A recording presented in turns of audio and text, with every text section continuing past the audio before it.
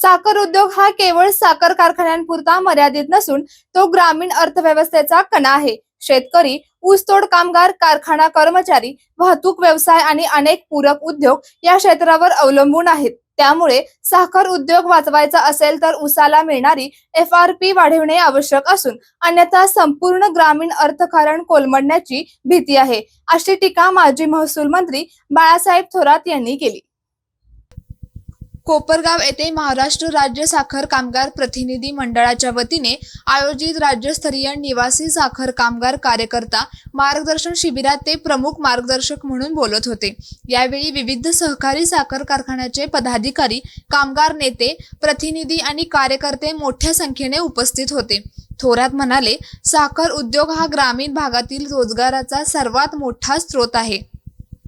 उद्योगातील अडचणी वाढल्यास त्याचा थेट परिणाम शेतकरी, कामगार आणि ग्रामीण बाजारपेठेवर होतो. त्यामुळे उद्योग टिकवण्यासाठी शासनाने शेतकरी व कामगार या दोन्ही घटकांच्या हिताचा समतोल साधणारे निर्णय घेण्याची गरज आहे. ऊस उत्पादकांना योग्य दर मिळावा आणि कारखान्यांना आवश्यक धोरणात्मक पाठबळ मिळाले तरच उद्योग सक्षम राहू शकतो, असे त्यांनी स्पष्ट केले. यावेळी कामगारांच्या विविध मागण्यांवरही चर्चा करण्यात आली.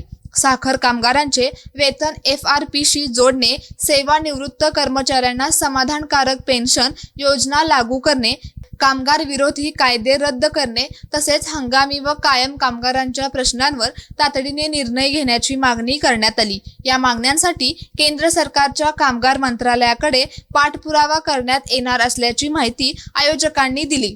खासदार भाऊसाहेब वाकचौरे यांनीही कामगारांच्या प्रश्नांबाबत संसदेत सातत्याने पाठपुरावा करणार असल्याचे सांगितले. साखर उद्योगातील कामगारांचे सामाजिक आणि आर्थिक संरक्षण हे शासनाचे कर्तव्य असल्याचे त्यांनी नमूद केले.